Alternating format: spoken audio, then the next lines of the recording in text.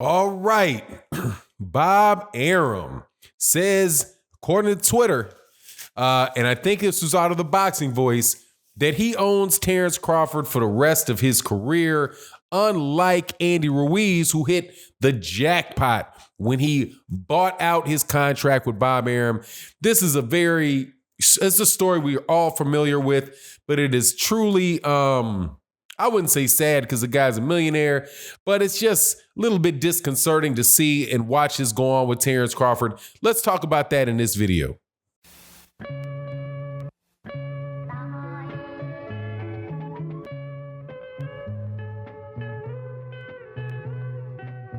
All right, welcome back to the channel, subscribers.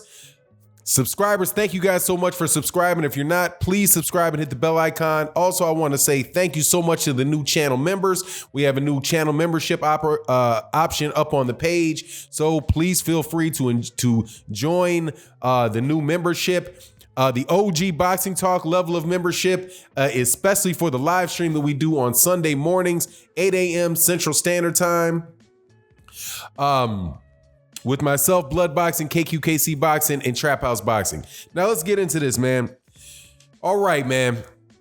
We know that Terence Crawford is, and I'm going to say this at the beginning of every video that I do about Terence Crawford. I think that he is the pound for pound king, number one guy in boxing, pound for pound. All right. Not the number one guy in boxing monetarily, not the number one guy in boxing as far as, like Deontay Wilder in the heavyweight division, the guy that can literally beat everybody, but the guy whose skill set, experience, talent, I believe is the all-around best in boxing. Now, the problem with Terence Crawford, though, is that Terence Crawford is losing that status in the minds of a lot of people. He keeps dropping further and further down these quote unquote, what do they call them? Established pound for pound lists. It's kind of like an established fairy tale teller, regardless, because it's just your opinion about who you think the best is. But marketing wise, it does carry a little weight. So Terence Crawford used to be way up at the top of it. Now on many people's, he's down as low as 4. Some people got him down as low as 6. And a lot of that has to do, I do believe, and rightfully so, some of it, I wouldn't say a lot of it, but some of it has to do with the fact that he doesn't have a lot of quality opposition that he's fighting. Because a lot of those people are over there. Since he's got to 147, a lot of those potential fights are over at the PBC. The fighters work for the PBC. So Bomac, who is the trainer of Terence Crawford and an excellent trainer, I think he trains a couple other champions as well out of Omaha, Nebraska. It seems as if they're getting a little upset about it, saying, hey, man, we want to be able to get these big fights. We want to be able to get this big money. Because right now it seems that they're fighting on, for a guaranteed amount of money. So Bomac said that this contract that they have with Bob Arum should be expiring. Bob Arum, on the other hand, disagrees and says something very, very, very familiar, because he said the same thing about Manny Pacquiao. And I quote, Bud's contract with us is probably extends past the time he will retire. Not 2020. No, that was the original contract that was extended. The answer is, I'm sure Bomac was misquoted. I hope I have as many years as Crawford has with Top Rank. He said, I hope I have as many years as Crawford has with Top Rank, which means for the rest of his life. So the contract, which makes sense. Honestly, actually, it's a little funny because I do believe that the contract was extended sometime in 2018, and now have it go to 2020 seems like it would be a two-year extension, which is reasonable. But for it to have it for as long as Terence Crawford is fighting, man, that could be another 4 years. He could easily fight till what's he, 33? He could fight till he's 36, 37 years old. That could be 3-4 more years of Terence Crawford fighting. Why would Terence Crawford sign a 6-year extension? But crazier things have happened, especially when you consider the fact that something else that Bob Arum had said about Andy Ruiz. With Andy Ruiz, Bob Arum said that Andy Ruiz paid, I think, $700,000 to buy his way out of his contract. And as a result, he hit the lottery. Now, we know what the lottery is for Andy Ruiz. The lottery for Andy Ruiz is the fight that took place with Anthony Joshua in April. I think that was in April of this year in Madison Square Garden, which he got like $7 million, I do believe, for that fight. And now, since he beat Anthony Joshua, he's now going to be fighting over there in the Saudi Arabia for some reason. That's a whole nother human rights issue nonsense going on over there. But he's fighting over against Anthony Joshua in Saudi Arabia for what I understand to be $10 million. So in the course of 1 year, Andy Ruiz, after having left Top Rank, I believe he might have taken 1 or 2 regular fights on the PBC. He winds up getting the Anthony Joshua fight. So in 1 year, he would have made in purses in excess of $17 million in 2 fights because he paid $750,000 to get away from Bob Arum. Terence Crawford might want to consider, I think it's safe to say should consider, doing the same thing.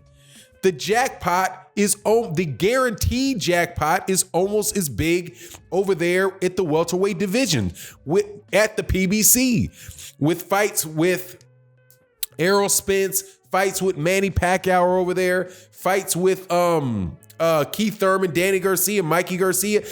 All of those fights are over there for Terence Crawford. And Terence Crawford would immediately be in the works for fights against those guys. As much as people say that the PBC guys aren't fighting each other, it's not true. Sean Porter has fought Danny Garcia. Sean Porter has fought Keith Thurman. Sean Porter has fought Errol Spence Jr. Keith Thurman has fought Manny Pacquiao. He's fought Danny Garcia. He's fought Sean Porter. As soon as Manny Pacquiao got in there, Manny Pacquiao took on relatively decent competition. He fought Adrian Bronner. I know people don't think too much of that. And he fought right after he fought Keith Thurman. And now he's in talks of fighting either Mikey Garcia or fighting Danny Garcia or something like that. But he's going to be fighting somebody else over there soon. And they're doing pay-per-views that are doing good numbers, despite what Rick Glazier's special number counting scheme is, right? Look, man, this is not even the first time that has happened. Andy Ruiz is not the only example of that. I do believe that Floyd Mayweather Jr. also had, if I recall the number that is rumored correctly, recalling a rumor correctly, then it was around $700,000 for Floyd Mayweather Jr. to buy his way out of his contract with Bob Arum.